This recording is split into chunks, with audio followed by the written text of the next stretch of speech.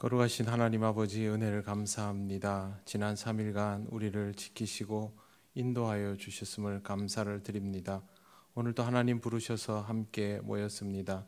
이 시간 오직 하나님께만 영광을 돌리게 하시고 하나님의 은혜를 풍성히 누리는 우리가 되게 하여 주시옵소서. 이 세상의 여러 가지 어렵고 힘든 일들로 인하여 지치고 상한 심령들이 위로받는 시간이 되게 하시고 하나님이 인도하시는 길을 보는 은혜가 있게 하여 주시옵소서.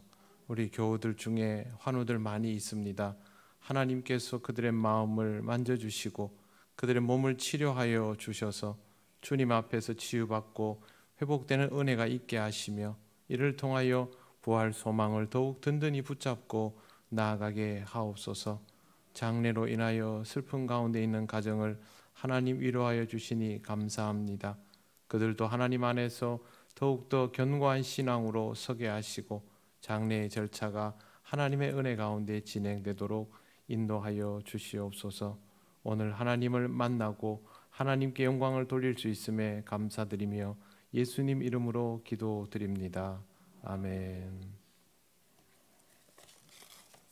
네, 오늘 하나님 말씀은 출애굽기 40장입니다. 출애굽기 40장 구약 성경 144쪽입니다.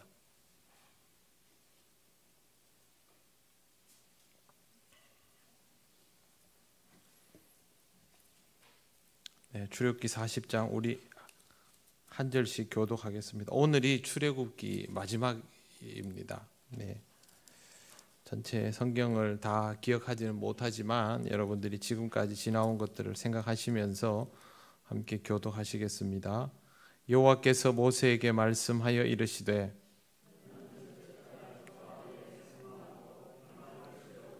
또 증거궤를 들여놓고 또 휘장으로 그 궤를 가리고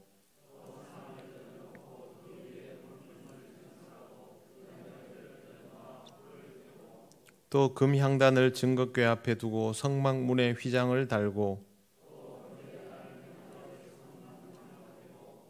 또 물두멍을 회막과 제단 사이에 놓고 그 속에 물을 담고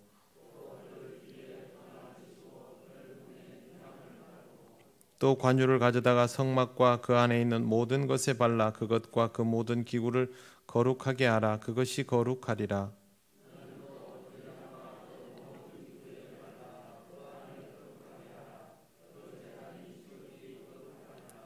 너는 또 물두멍과 그 받침에 발라 거룩하게 하고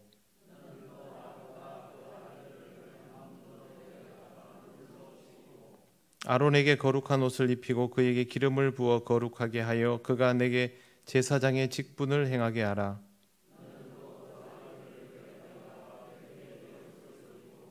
그 아버지에게 기름을 부음같이 그들에게도 부어서 그들이 내게 제사장의 직분을 행하게 하라. 그들이 기름 부음을 받았은즉 대대로 영영이 제사장이 되리라 하시매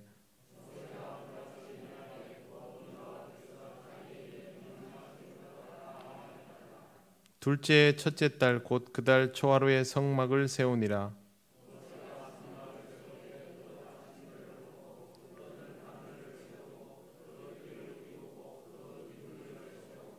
또 성막 위에 막을 펴고 그 위에 덮개를 덮으니 여호와께서 모세에게 명령하신 대로 되니라.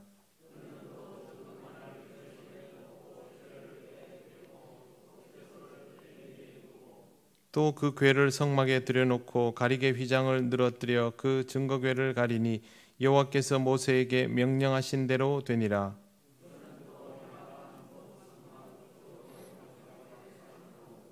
또 여호와 앞 그 상위 떡을 진설하니 여호와께서 모세에게 명령하신 대로 되니라.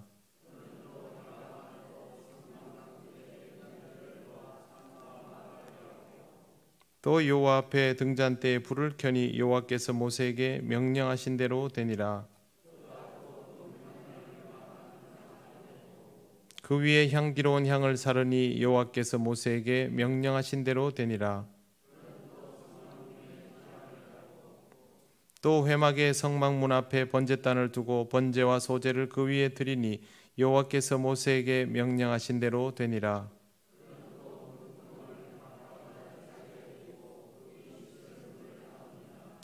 모세와 아론과 그 아들들이 거기서 수족을 씻되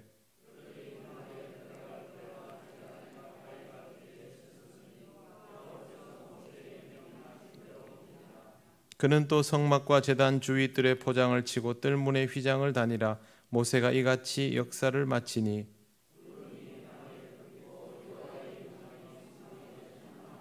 모세가 회막에 들어갈 수 없었으니 이는 구름이 회막 위에 덮이고 여호와의 영광이 성막에 충만함이었으며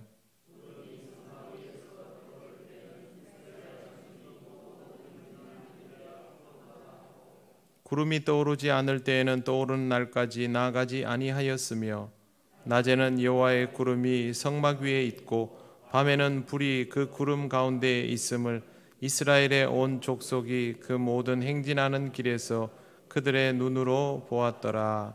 아멘. 기도드리겠습니다. 하나님 감사합니다. 그동안 출애굽기 말씀을 보게 해주신 것을 감사합니다. 우리의 부족함이 말씀을 깨닫기에 어려움이 많았지만 그러나 조금씩 듣고 깨우치게 하시니 감사합니다. 오늘도 하나님 주시는 말씀을 듣고 깨달아가는 은혜가 있게 하여 주시옵소서. 예수님 이름으로 기도드립니다. 아멘. 네, 옆에 분들 인사 나누시겠습니다.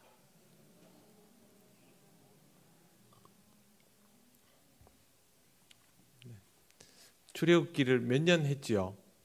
네, 저는 기억력이 안 좋아서 몇 년 했는지는 모르겠습니다. 근데 상당히 오랫동안 했던 것 같습니다. 중간에 이단 교육 또 교리 교육 다른 것들도 해가면서 해서 더 시간이 걸렸는데 출애굽 여정의 전부는 아닙니다. 이제 전반부가 끝났다 정도, 그 정도로 이해를 하시면 되겠습니다. 출애굽기 다음에 레위기를 하면 너무 힘들어하기 때문에 제가 이 다음 여정에 맞추어서 그 다음에는 민수기를 할 생각입니다. 중간에 다른 것들을 좀 하고 다시 출애굽 여정을 보려면 그때는 민수기를 하려고 준비하고 있습니다. 오늘 여러분 이 성경을 읽으면서 제일 많이 반복적으로 나오는 표현을 보셨습니까? 어떤 표현이 제일 반복적으로 나옵니까?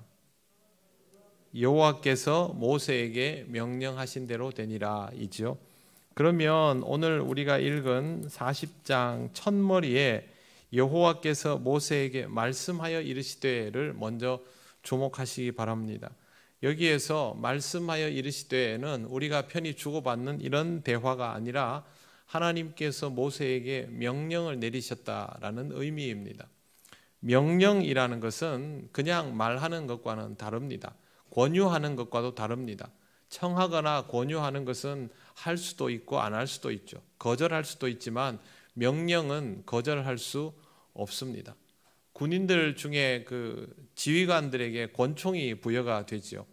권총은 실제로 사격을 하면 여기에서 총을 쏘면 저 예배당 뒷문에 있는 자동 도어락 있죠. 저걸 맞추기도 어렵습니다. 총신이 짧아서 총알이 휘어져 나가기 때문에 그렇습니다. 그러면 실제 전투에서는 별로 위력이 없을 수밖에 없는 권총을 왜 줄까요? 전투에서 부하들이 말을 듣지 않으면 이 권총으로 제압하는 것이 실질적으로 주로 사용되는 용도입니다. 물론 근거리 전투에서는 권총을 쓰지만 자기 부하들이 명령 불복종하면 죽일 수 있는 권한이 지휘관에게 있는 것이죠.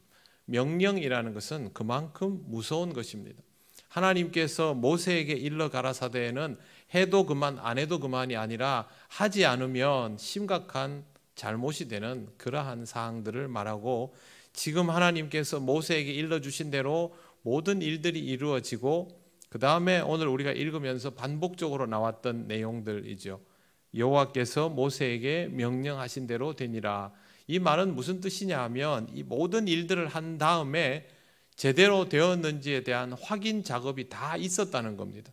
그걸 확인하고 나서 제대로 되었구나라고 이제 마무리를 하면 그 단계가 넘어가는 것을 볼 수가 있습니다.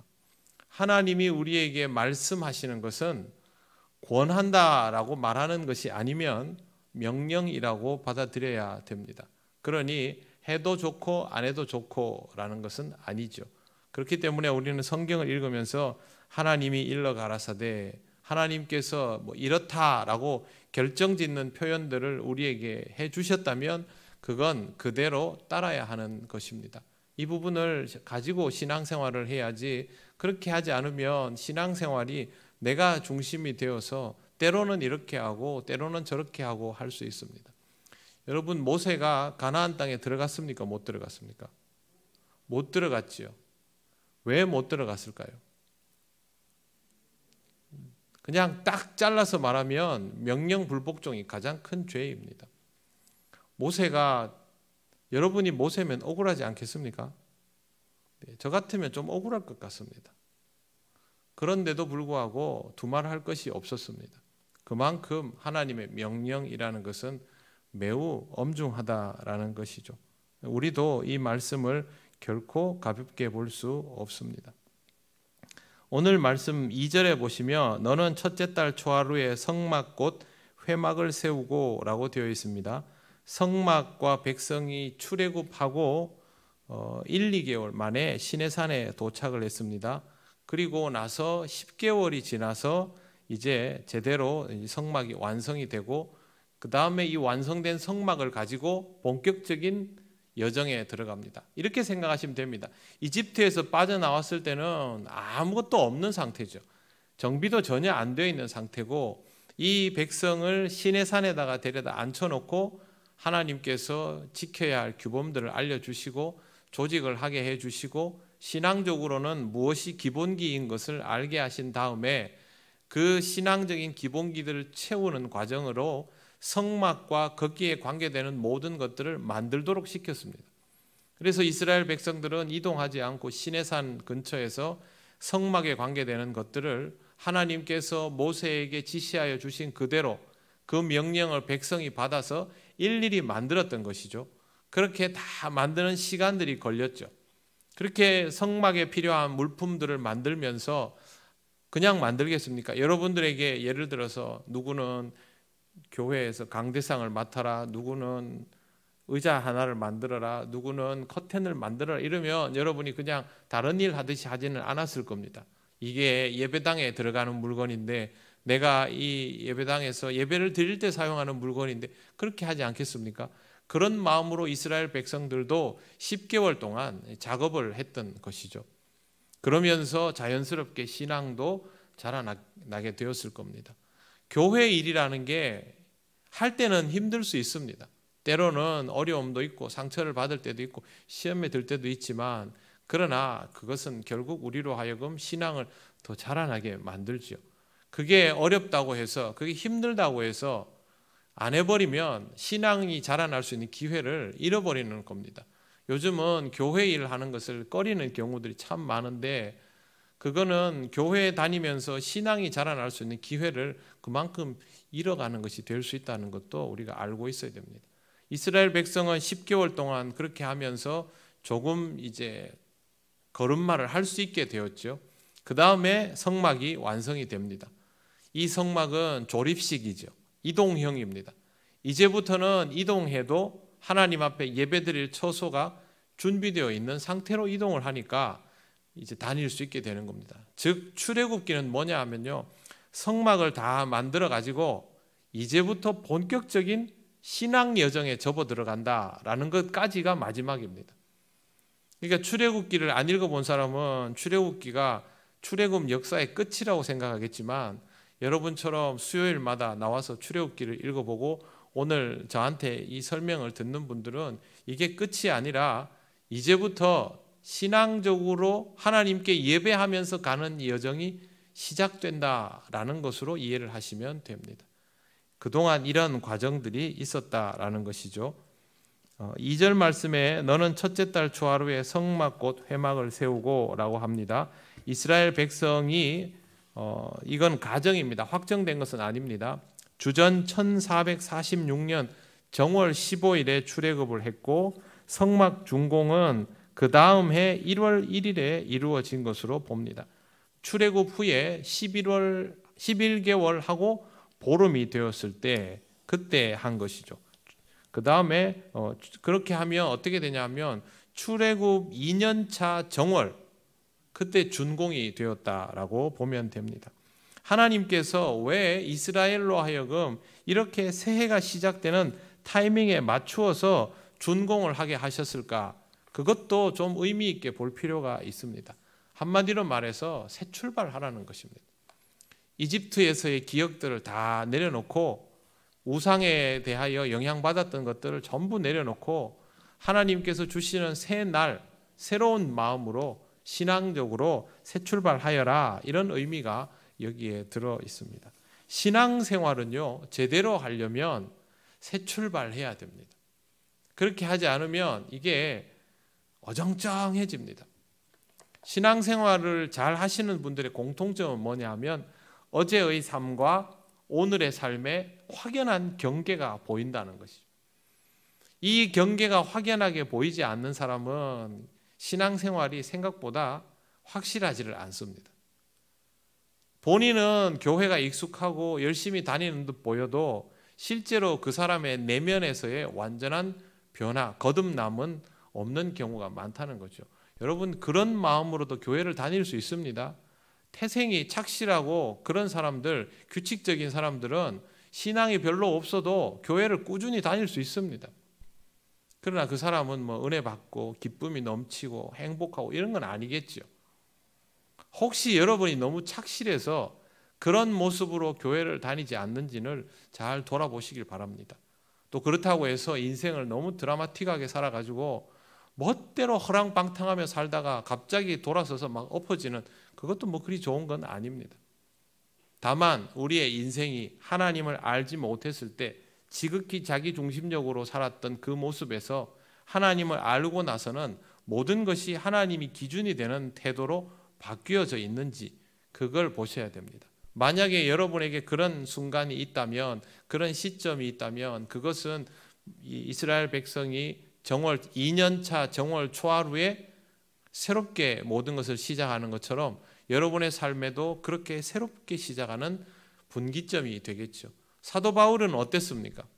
하나님께서 이전의 삶과 앞으로의 삶을 완전히 분리시켜 버리셨죠. 다메섹 도상에서 예수님을 만나는 그 일이 사도 바울에게는 옛날과, 그러니까 과거와 현재와 미래를 다 그냥 끊어놓는 사건이 되도록 만들어 버리셨지 않습니까? 하나님이 바울에게만 그렇게 하시겠습니까? 그렇지 않습니다. 만약 저와 여러분의 인생이 하나님 앞에 올인할 수 없는 상태라면 하나님은 우리로 하여금 지난 시간들의 것들을 확실히 끊어낼 수 있도록 그런 상황들을 주실 수 있습니다. 못 견디게 만드는 거죠. 목회자들 중에, 신학교에 오는 사람들 중에 제법 많은 사람들이 그렇게 해서 오는 사람들이 많습니다. 어떻게 할 수가 없어서. 물론 그것 때문에 목회를 해야 하는 것은 아닙니다. 원래 우리는 하나님 앞에서 어제의 인생으로부터 확실하게 단절이 되어야 합니다. 여러분 마음대로의 삶이 아니라 하나님이 이끄시는 삶이죠. 지금 이스라엘 백성은 그 여정에 본격적으로 들어가고 있는 것입니다. 3절 이하의 내용들은 성소를 위해 만들어진 모든 것이 어떻게 준비되고 쓰여지는지에 대한 기록입니다. 이 내용을 여러분들이 읽어보았지만 기억에 남아있지는 않을 겁니다. 이걸 다 외울 수도 없는 노릇이고요. 중요한 것은 처음에 말씀드린 것처럼 모세가 그같이 행하되 곧 여호와께서 자기에게 명령하신 대로 다 행하였더라 라는 말과 하나님께서 모세에게 명하신 대로 다 되었다라는 말이 맺어지면 그러면 되는 것입니다. 이러한 모든 것들을 하는 과정들은 매우 번거로울 수밖에 없습니다. 여러분, 신앙생활이 단촐하고 간편합니까? 번거롭습니까? 여러분의 일상을 기준으로 보면 번거로움들입니다. 예배도 단촐하고 간소하면 더 나을 수 있겠죠. 우리 입장에서는 짧으면 짧을수록 좋다고 할 수 있습니다만, 그러나 지나치게 예배를 길게 드릴 필요도 없지만 하나님 앞에 예배에서 꼭 필요한 순서들을 생략할 수도 없습니다. 이스라엘 백성들이 생각하기에 진설병이 꼭 저렇게 필요한가? 물두멍이 꼭 저렇게 필요한가? 촛대는 꼭 저렇게 있어야 되는가? 이렇게 생각할 수 있죠. 그 앞에 들어가는 절차들은 저렇게 있어야 되나? 제사장에게 방울을 달아야 되나? 생각할 수 있습니다. 그러나 그 번거로움들이 하나님께서 요구하시는 것이라면 해야 하는 것이죠. 지금 우리가 드리는 예배의 모든 순서들도 마찬가지입니다. 하나님 앞에 내 모든 것을 내려놓고 하나님이 나에게 말씀하시고 나는 하나님을 찬양하고 그 말씀을 듣고 고백하고 하는 이 순서들을 최대한 집약시켜 놓은 겁니다. 그렇기 때문에 우리는 이걸 번거롭다고 여기지 않고 이 시간들을 통하여 하나님을 구체적으로 만날 수 있게 되었다라고 받아들이게 되는 것이죠. 일상도 마찬가지입니다. 신앙생활을 하는 삶이 여러분이 사회생활도 바쁜데 직장생활도 바쁘고 어렵고 힘든 것들도 많은데 내가 굳이 따로 시간을 내서 성경을 읽어야 하나? 내가 따로 시간을 정해서 기도를 해야 되나? 다른 사람들이 좀 해줄 수 있겠지. 전도하는 일을 내가 해야 되나? 교회에 굳이 와가지고 교회에서 봉사를 해야 되나? 그건 시간이 좀 있는 사람들이 하지. 시간이 있는 사람들이 하는 게 아니고요. 하나님 앞에서 그러한 번거로움들을 훈련이라고 받아들이고 기쁘게 여기는 사람들이 하는 겁니다. 교회에서 하나님 앞에 봉헌하는 것이 돈 많은 사람이 봉헌하는 거 아니지 않습니까? 하나님께서 주신 은혜에 감사하고 하나님의 것을 돌려드리겠다 하는 사람이 하는 것이듯이 하나님 앞에서 봉사하는 일도 마찬가지고 성경을 읽고 기도하는 일도 마찬가지입니다. 하나님 앞에서 번거롭다고 여길 수 있는 것들을 신앙의 훈련이라고 받아들이고 또한 그것이 하나님을 만나는 기회라고 받아들이는 것이 신앙에서 제일 중요한 것이죠. 그러면 우리가 이러한 번거로움들을 통하여 왜 하나님을 만나야 할까요? 전부 하나님과의 만남을 위한 거 아닙니까? 성경에 오늘 말씀에 나오는 거 보면 증거교회에 대한 것들이 3절부터 제일 먼저 나오는데 언약궤나 이런 것들이 왜 중요합니까? 전부 하나님을 만나기 위한 것들이죠. 하나님을 만나는 데는 이것도 필요하고 이것도 필요하고 이것도 필요하고 결국 우리의 삶에서 신앙적으로 하게 되는 것들을 세상적으로 보면 번거롭다 여길 수 있지만 그것이 하나님을 만나기 위한 필요들입니다. 그럼 우리는 왜 하나님을 만나야 할까요? 하나님을 만나야 내가 누구인지를 알기 때문입니다. 이게 이해가 될 수 있을지 모르겠습니다. 해외로 입양된 분들이 있죠. 그런 분들이 길을 쓰고 우리나라에 와서 자기 핏줄을 찾으려고 하죠. 찾으면 뭐가 많이 달라집니까? 이미 외국인이 되었고 우리말도 제대로 구사하지 못하고 어렵게 부모를 만나거나 형제를 만나도 대화하기도 어렵습니다. 그리고 그들에게는 서로 말 못할 상처와 과거들이 분명히 있습니다. 외국에 입양되어 나간 사람들 치고 어릴 때 인종차별을 받아보지 않은 사람이 거의 없다시피 합니다. 그리고 입양됐을 때부터 상처가 있겠죠. 그리고 자식을 생대로 그렇게 내보낸 부모가 마음 편히 평생을 살았겠습니까? 거기도 상처가 있겠죠. 그래서 만나면 이쁘고 아름다운 말만 주고받기가 어렵습니다. 그럼에도 불구하고 그 사람들이 굳이 우리나라에 와서 부모를 만나고 형제를 만나려고 막 찾는 이유는요. 거기서부터 자기를 발견할 수 있기 때문입니다. 그렇게 만나봐야 자기가 누군지를 아는 거죠. 입양돼서 살았던 그 지금까지의 자신이 아니라 그 이전의 자신의 토대를 봐야 된다는 것이죠. 왜 우리가 신앙생활을 하면서 하나님을 만나야 할까? 창조주 하나님, 나를 만드시고 나를 이 땅에 보내시고 나에게 대한 의미가 있고 계획이 있으신 하나님을 만나야 내가 왜 이 땅에서 살아가고 있는지 이유를 알게 되는 것이죠. 토대가 있어야 됩니다. 아, 내가 이 땅에 뭘 하려고 태어났구나. 나는 이 땅에서 말씀을 전하는 사람이 되기 위해서 태어났구나. 나는 이 땅에서 다른 사람을 돕는 사람이 되기 위해서 태어났구나. 나는 이 땅에서 하나님의 말씀을 가르치는 사람이 되기 위해서 태어났구나. 나는 이 땅에서 이웃 사랑을 온전히 실천하는 사람이 되기 위해서 태어났구나. 그걸 알아야 된다는 거죠. 그러려면 하나님을 만나야 합니다.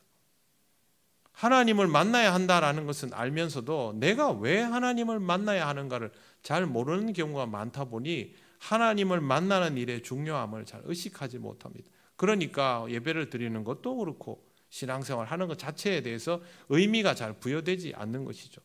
여러분은 여러분 자신을 잘 아십니까? 30년, 40년, 50년, 60년, 70년을 살면 여러분 자신을 잘 아십니까? 저는 우리가 제일 모르는 게 우리 자신이라고 생각합니다. 우리는 우리 자신을 긍정적으로 보고 싶어 하거나 지나치게 또 부정적으로 보고 싶어 하거나 왜곡시킬 때가 참 많이 있죠. 안다 하면서도 잘 모르죠. 더구나 신앙적인 의미는 부여하지 못할 때가 더 많이 있습니다. 신앙생활을 한다고 하는데 내 자신에 대해서 신앙적인 의미를 부여하지 못하면 신앙생활이 잘 될 수 없습니다. 바울은 자기 자신을 알았죠. 자기가 왜 유대인인지, 자기가 왜 바리새인으로 태어났는지, 자기에게 왜 로마 시민권이 주어져 있는지, 자기가 그동안 예수님과 예수님을 따르는 사람들을 그토록 열심히 쳐다봤던 이유가 무엇인지를 다메섹 도상에서 주님을 보면서 알았죠. 그전에는 몰랐습니다. 똑똑한 채 했죠. 진짜 자기가 똑똑한 줄 알았죠. 우리처럼. 그래서 우리는 하나님을 만나는 일이 그토록 중요합니다. 출애굽기 40장에 나오는 내용들을 제가 집에서 다시 몇 번을 읽어보아도요, 저도 안 외워집니다. 성막에 필요한 것들이 어떻게 만들어졌고 여기에는 어떤 기름이 부어지고 그럼 나중에 검사하고 나면 다 좋았더라 이러면 끝나는 겁니다. 그런데 중요한 건 이게 왜 필요했느냐? 하나님을 만나기 위해서, 하나님을 만나는 일에 더욱 집중할 수 있도록 하기 위해서. 그래서 성막이 필요한 겁니다. 이스라엘 백성에게 만나도 필요하고 메추라기도 필요하고 옷도 필요하고 다 필요하겠죠. 그런데 여러분, 이스라엘 백성이 왜 여기서 1년 가까이 멈추어서 이것부터 만들었겠습니까? 이게 제일 필요했던 것이죠. 이걸 만들고 여기서부터 시작해야 진짜 하나님의 택한 백성으로서 이 역사를 시작할 수 있기 때문에 그래서 이것부터 만든 겁니다. 여러분의 삶에서 제일 필요한 것들, 생존에 필요한 물품들, 그것보다 더 중요한 게 무엇이라고 여러분 이제 느끼십니까? 하나님을 만나는 일 아니겠습니까? 그래야 우리의 인생의 진정한 의미가 무엇인지를 알기 때문에. 출애굽기를 보면서 우리가 알고 배워야 할 것들은 바로 이러한 것들입니다. 33절까지의 내용들이 그와 같습니다. 그 다음에 보시면 모세가 이같이 역사를 마치니 라고 되어 있습니다. 이것으로 성막 건립의 역사가 완전히 마무리되었습니다. 하나님이 말씀하시고 모세가 그 뜻을 온 백성에게 전하고 백성이 성실히 하나님의 명령을 수행하니 하나님께서 말씀하신 대로 성막이 완성되었던 것입니다. 신앙 공동체가 하는 일들은 모두 이런 과정을 통하여 완성도가 높아져야 합니다. 하나님이 말씀하시고 그 뜻을 들은 영적 지도자는 하나님의 뜻과 구체적인 실천 사항들을 회중들에게 전달하고 회중은 그 내용을 기억하면서 모든 과정에 정성을 다해 이행해 나가는 것이 오늘 여기서 볼 수 있는 것과 똑같은 성막을 만드는 것과 같은 작업이 됩니다. 모세는 직접 한 일은 없습니다. 모세는 말하고 감독하고 살피고 검사하고 하나님 앞에 내어 보이는 일들을 했죠. 그러나 모세를 통하지 않고는 이 모든 일들이 불가능했기 때문에 모세의 역할이 여기에서 그토록 중요합니다. 어떻게 하면 건강한 신앙 공동체가 될 수 있을까? 어떻게 하면 좋은 교회가 될 수 있을까? 다른 거 하나도 없습니다. 하나님의 말씀이 어떤 의미인지를 알고 그것이 전달되면 그 말씀을 따라서 살아가려고 하는 성도들이 있으면 그 교회는 건강하고 좋은 교회가 됩니다. 저도 이제 이 목회를 20년 넘게 해오다 보니 건강한 교회와 그렇지 않은 교회들을 다 경험해 보았죠. 건강한 교회는 하나도 복잡하고 어려울 것이 없습니다. 다들 똑같은 사람이죠. 그냥 보면. 그런데 건강한 교회는 적어도 하나님 말씀 앞에서 자기 자신을 다스릴 줄 아는 사람들이 있는 교회가 건강한 교회입니다. 목회자부터요.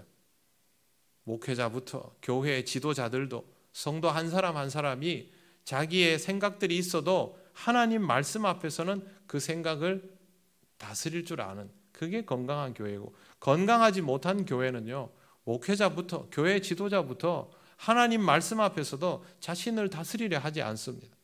자기가 늘 앞서게 되죠. 사람들끼리 모여서 자기가 앞서게 되면 결과는 뭡니까? 사람들끼리 다툴 것밖에 없습니다. 그래서 그런 교회들은요, 늘 다툽니다. 이 사람들이 다투어서 한 그룹이 나가고 그러면 자기들끼리 있으면 괜찮을 것 같은데요. 또 시간이 지나고 나면 그 안에서 또 다투어서 한 그룹이 나가고 무슨 세포 분열하듯이 그렇게 합니다. 그게 건강하지 못한 교회의 모습입니다. 건강하지 못한 교회의 모습은 볼 필요도 없고 본받을 필요도 없습니다. 우리는 좋은 것만 보고 자라도 부족합니다. 그래서 항상 기억하시길 바랍니다. 저와 여러분이 무엇보다도 우리의 생각과 판단이 있을지라도 하나님의 말씀이 어떠하다 하면 그 말씀을 먼저 앞세울 수 있는 사람이 되면 됩니다. 어차피 하나님께서 세우시는 교회이기 때문에 우리가 수고하고 애쓰는 것만으로 교회가 완성되지는 않습니다. 우리는 하나님 말씀에 순종할 수밖에 없는 것이고 그때 교회는 더욱 건강해지는 것입니다. 그러면 어떻게 해야 하는 조금 더 나아질 수 있을까? 이 시대가 진정으로 필요로 하는 교회가 되면 될 것입니다. 교회에 대한 사람들의 요구가 많지요. 그걸 들어주라는 말이 아니고요. 그들에게 정말 유익을 줄 수 있는 그런 교회가 되어야 한다라는 것이죠. 교회가 세상의 요구를 다 들어줄 수 없습니다. 그러면 교회의 정체성 자체를 잃어버릴 수 있는데요. 그런데 교회가 세상의 요구를 들어주지 않음에도 불구하고 교회를 인정할 수밖에 없는 일들이 생깁니다. 그때 제 역할을 할 수 있으면 교회는 건강한 교회가 됩니다. 요한 칼빈 여러분 아시죠? 요한 칼빈. 프랑스 쪽이니까 그대로 발음하면 장깔뱅이 됩니다. 요한 칼빈의 종교개혁은 우리가 뺄래야 뺄 수 없는 우리의 뿌리와도 같은 그러한 인물이고요. 요한 칼빈은 스위스의 제네바라는 도시에서 종교개혁을 이루었습니다. 이 당시 이쪽 지역은 전부 로마 카톨릭이었는데요.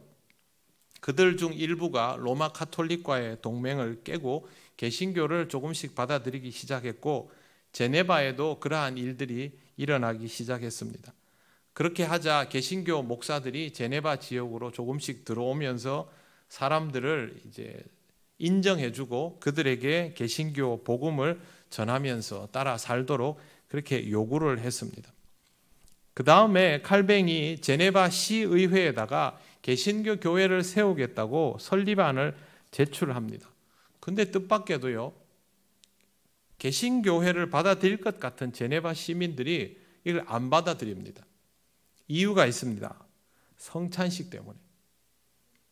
우리는 성찬식 카스테라 하지 않습니까? 근데 이 당시에 가톨릭 사람들은 누룩이 들지 않는 빵, 그걸로 성찬식을 했는데 칼빈이 굳이 그렇게 할 필요가 없다라는 태도를 보인 것에 대해서 거부감을 가진 것입니다. 개신교 지역과 군사 동맹을 맺고 제네바 지역 사람들도 개신교도가 되겠다고 생각은 했지만 막상 성찬식이 다르다라는 걸 느끼고 개신교 교리에 대해서도 거부감을 느끼니까 밀쳐내 버린 것입니다. 그 다음에 신앙 고백에 대해서도 불편함을 드러냈습니다.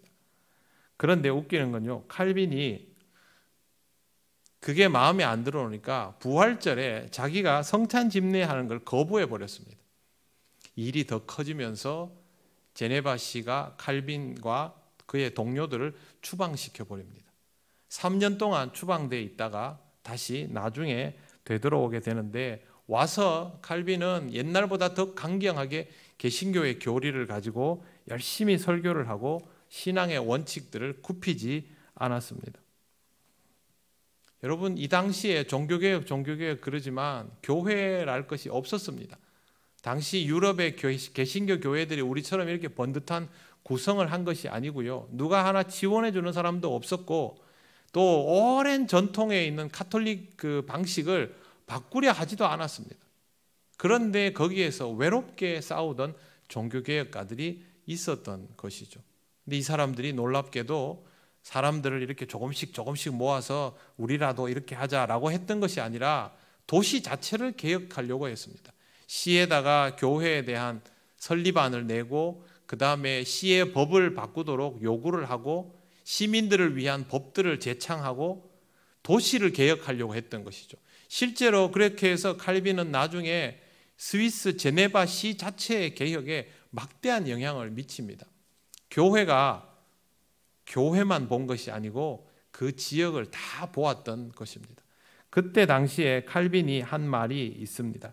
제가 그걸 읽어드리겠습니다. 우리의 자녀들에게 교회가 황무지 같은 곳이 되지 않도록 우리는 다음 세대를 위해 준비해야 하며 자녀들이 목회직과 시민정부에서 일할 수 있도록 준비시키기 위해 우리가 학교를 설립해야 한다. 이렇게 말했습니다. 교회도 제대로 안 세워지는 이 마당에 학교를 세워가지고 목회자들을 배출하고 뛰어난 인재들을 배출해서 제네바시 정부에 일할 수 있도록 좋은 공무원들을 만들어야 된다는 거죠. 이 말을 했습니다. 현실감이 없다고 여겼겠죠. 그런데 18년 뒤에 실제로 이 학교가 생깁니다. 그리고 여기에서 정말 많은 숫자의 목회자, 목사들, 선교사들, 그리고 시민 정부에서 일하는 인재들이 배출됩니다. 그게 이쪽 지역의 종교개혁의 촉매제가 되어서 그 덕에 우리가 개신교 교회에서 예배를 드리고 지금 장로교 교인 이루고 교회를 다니는 겁니다. 교회가 교회 안만 들여다보고 있었으면 절대 할 수 없는 일들이었습니다. 물론 이 시대의 교회가 그만한 에너지를 지금 당장 가질 수 있느냐? 없겠지요. 그럼에도 불구하고 교회는 항상 생각을 해야 합니다. 가난한 사람들을 돕고 지역사회를 쳐다보고 당연히 해야 됩니다. 그보다 더 중요한 것은요, 그 시대의 정신들이 흔들리지 않도록 잡아줄 수 있는 가치들을 교회가 지키고 있어야 한다는 거죠. 지금 이 시대의 여러 가치들이 다 무너져 내리고 있죠. 그렇지 않습니까? 윤리에 대한 기준도 모호해지고 있죠. 그런데 교회는 그걸 보면서 막 정죄만 합니다. 그러면서도 교회가 그들에게 어떤 대안을 제시해 줘야 되는지에 대한 건 하나도 공부하지 않습니다. 연구도 하지 않습니다.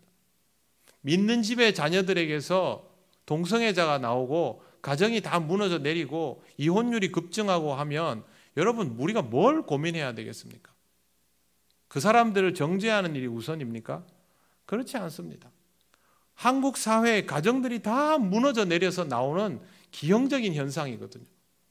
그러면 교회는 어떻게 하면 사람들이 가정을 행복하게 꾸려갈 수 있을까? 무엇이 제대로 된 가족 사랑인가? 어떻게 하면 우리의 자녀들이 어릴 때부터 상처를 받지 않고 이웃에게 사랑받으며 이웃집 아저씨, 아줌마에게 인정받고 존중받으며 그렇게 자라날 수 있을까? 몸이 불편한 사람들, 장애를 가진 사람들은 어떻게 인격적으로 대접받으며 살아갈 수 있을까? 교회는 그거에 대한 고민을 해야 되는 것이죠. 그런 건 하지 않고 어떻게 저런 하나님 앞에서 저런 범죄를 저지르고 하나도 대안이 되지 않습니다. 지금 우리가 지역사회 사람들에게 이걸 주고 저걸 서비스하고 당연히 중요한 일이지만 그것만이 아니라 우리가 하나님 앞에서 어떤 가치를 지키고 우리의 삶이 얼마나 남들이 보기에도 행복하고 아름다운 것이 될 수 있도록 유지해 나갈 수 있는가를 생각하지 않으면 그들에게 선한 영향력을 미치지 못합니다. 로마 제국이 왜 기독교화 되었습니까? 로마의 공무원들이 기독교인이 많아져서 그렇습니다. 로마 황제가 그들을 의식해서 정치적으로 기독교인이 되었다라고 할 정도로 그랬습니다. 로마의 관료들이 왜 기독교인이 많아졌을까요? 그들이 신앙을 가진 어머니에게서 자라나서 그렇습니다. 믿는 사람들이 가정을 그렇게 일구어 갔다는 것이죠. 이 세상 사람들의 가치가 무너지고요, 이혼율이 그렇게 높아져도 아직도 우리나라 기독교인들은 그렇지 않습니다.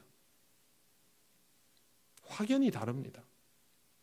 여러분, 우리는 지킬 만한 것들을 이미 많이 가지고 있습니다. 그걸 잘 지켜서 여러분의 삶이 먼저 행복하여지고 그걸 다른 사람들 앞에 드러낼 수 있을 때에 우리가 다니는 교회의 소중함도 드러내어 알리는 것이고, 기회가 주어지면 우리도 칼빈이 말한 것처럼 학교를 세우고 사회적 기관들을 세우고 사회의 기여도를 높여갈 수 있는 일들을 할 수 있게 되는 것입니다. 그동안 우리나라 교회들은 대형 교회만 이런 일들을 신경 썼죠. 작은 교회들은 어차피 힘이 없으니까 못한다고 생각했죠. 칼빈이 시작한 교회는 우리 교회보다 더 작습니다. 우리도 늘 이런 것들을 의식하면서 그렇게 살아갈 필요가 있습니다. 출애굽기 마지막에 나오는 모습은요, 성막이 다 지어지고 나서 어떤 일들이 일어났는가에 대한 것입니다. 34절에 보시면 구름이 회막에 덮이고 여호와의 영광이 성막에 충만하며, 정말 아름다운 모습인데요. 35절, 모세가 회막에 들어갈 수 없었으니 라고 되어 있습니다. 모세는 들어가지 못합니다. 이 놀라운 광경과 영광의 주인공은 오직 하나님이십니다. 이스라엘 백성은 회막이 지어질 동안 하나님을 볼 수 없었습니다. 오직 모세만을 볼 수밖에 없었고, 모세를 통하여 이 모든 일이 이루어졌기 때문에 모세의 영도력을 부인할 수 없습니다. 그럼에도 불구하고 모세조차도 이 안에 들어가지 못합니다. 이 영광은 오직 하나님의 것이고 능력도 하나님의 것입니다. 그 다음 36절 보시면요, 구름이 성막 위에 떠오를 때는 이스라엘 자손이 그 모든 행진하는 길에 앞으로 나아갔고, 구름이 떠오르지 않을 때는 떠오르는 날까지 나아가지 아니하였으며, 하나님이 이끄시면 가고 멈추라 하면 멈추고 철저하게 하나님의 인도하심을 따라 나아갈 수밖에 없었다라는 것을 성경이 우리에게 잘 보여주고 있습니다. 이렇게 해서 이스라엘은 이제 2단계로 접어들게 되는 것입니다. 38절, 낮에는 여호와의 구름이 성막 위에 있고 밤에는 불이 그 구름 가운데 있음을 이스라엘 온 족속이 그 모든 행진하는 길에서 그들의 눈으로 보았더라. 하나님의 역사를 경험하는 방법은 하나님의 말씀에 순종하여 그 길을 가는 것입니다. 그렇게 가다 보면 하나님의 역사가 경험되는 것이고, 하나님께서 이끄시는 그 길을 가지 않으면 경험할 수 없는 것이죠. 광야의 이스라엘 백성은 구름 기둥도 보고 불 기둥도 보지만 이집트에 있는 사람들은 볼 수가 없지 않습니까? 어떤 사람은 신앙적으로 놀라운 은혜를 누리고 체험을 하고 그렇게 하죠. 어떤 사람은 아무리 이 땅을 살아도 하나님께서 하시는 일들이 하나도 없다라고 말합니다. 차이가 무엇일까요?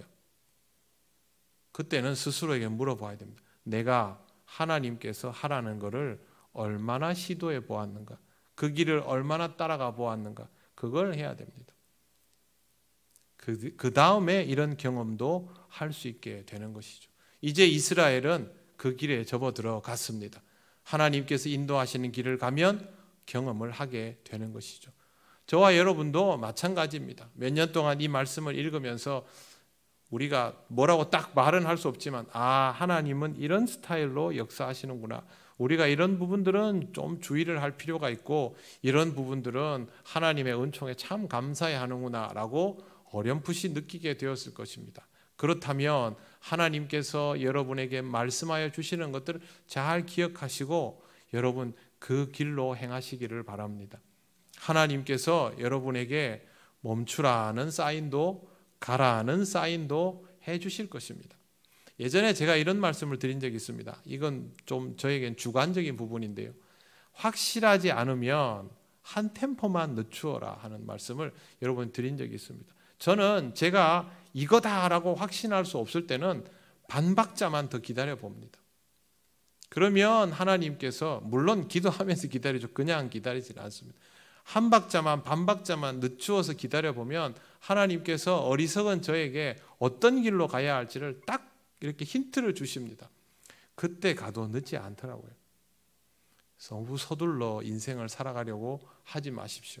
하나님께서 여러분에게 반드시 필요한 것들을 알려주시니 그것을 귀담아 들으시고 또 잘 귀 기울여 보셔서 하나님과 함께 가시고 하나님이 무엇을 하시는지를 경험하는 은혜를 앞으로도 더욱 누려가시기를 바랍니다. 기도드리겠습니다. 오늘은 하나님께 감사의 기도를 올려드리면 좋겠습니다. 하나님, 이 출애굽기 말씀을 그동안 읽게 해주신 것을 감사합니다. 우리가 함께 읽으며 같은 마음으로 오늘까지 오게 하신 것을 감사합니다. 앞으로도 하나님 말씀을 통하여 하나님을 더욱 가깝게 느끼며 하나님의 인도하심을 따라 살아가는 우리 통영교회가 되게 하여 주시옵소서. 다 같이 기도드리겠습니다. 아버지 하나님, 오늘 감사합니다. 부족한 종을 통하여 이 말씀을 전하게 하시고 함께 배우고 익히며 조금씩 자라날 수 있는 우리가 되게 하심을 감사합니다. 하나님의 말씀이 우리의 귀에 늘 들리고 우리의 심령에 늘 들리는 은혜를 주시옵소서. 하나님, 이 말씀을 다 외우지 못할지라도 말씀의 의미들이 생각날 때마다 순종하며 따르는 우리들 되게 하여 주셔서 이 말씀이 우리에게 구름 기둥과 불 기둥같이 우리의 길을 인도하는 지평을 열어줄 때 기쁜 마음으로 따르며 하나님 우리에게 이루시는 역사들을 보게 하여 주시옵소서. 앞으로도 우리가 하나님 안에서 함께 자라나며 하나님께 같은 마음으로 영광 돌리며 주님의 몸된 교회를 이루어갈 수 있기를 원합니다. 성령님, 우리를 인도하여 주셔서 앞으로도 말씀을 통한 믿음의 성장이 있도록 하나님 역사하여 주시옵소서. 하나님, 이 시간까지 인도하여 주신 은혜를 참으로 감사를 드립니다.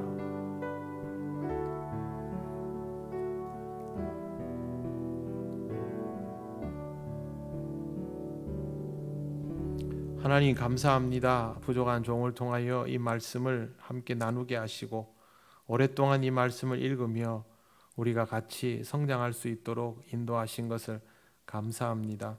늘 하나님의 말씀을 귀히 여기고 말씀에 귀 기울이며 살아가는 우리들 되게 하여 주시옵소서.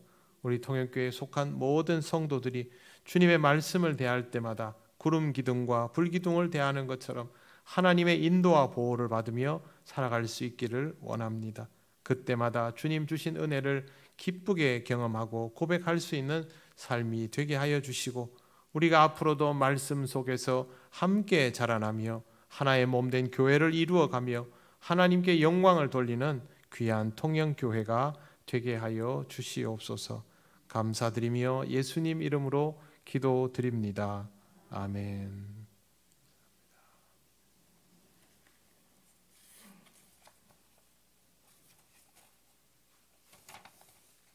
교회 소식 전하겠습니다. 새벽 기도는 평일날은 일교육관에서 그대로 진행합니다. 그리고 토요일 주일은 본당에서 있음을 알려드립니다. 다음 주 목요일에 129회 정기 노회가 예정되어 있습니다. 목사 총대는 김진성, 김민철, 장로 총대는 김승도, 김부종, 정명석입니다. 노회를 위해서도 여러분 많이 기도해 주시기 바랍니다. 어려운 시대에 교회를 또 든든히 지켜나가야만 주님의 사명을 잘 감당할 수 있습니다.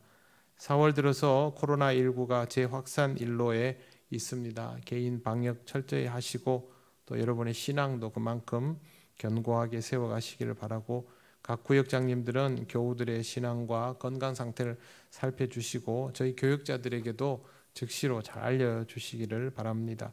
아울러 말씀과 기도 생활에 더욱 힘쓰시기를 바랍니다. 김미란 집사님, 모친 박영선 집사님께서 어제 별세하셔서 내일 아침에 발인 예식이 있습니다. 오전 9시 숭례관입니다. 유가족을 위로하여 주시고 그 가정에 주님의 은혜가 가득하도록 늘 기도해 주시기를 바랍니다. 다른 광고는 주보를 참조해 주시기 바랍니다. 주님께서 가르치신 기도를 올려드립니다. 하늘에 계신 우리 아버지, 아버지의 이름을 거룩하게 하시며 아버지의 나라가 오게 하시며 아버지의 뜻이 하늘에서와 같이 땅에서도 이루어지게 하소서. 오늘 우리에게 일용할 양식을 주시고 우리가 우리에게 잘못한 사람을 용서하여 준 것 같이 우리 죄를 용서하여 주시고 우리를 시험에 빠지지 않게 하시고 악에서 구하소서. 나라와 권능과 영광이 영원히 아버지의 것입니다. 아멘.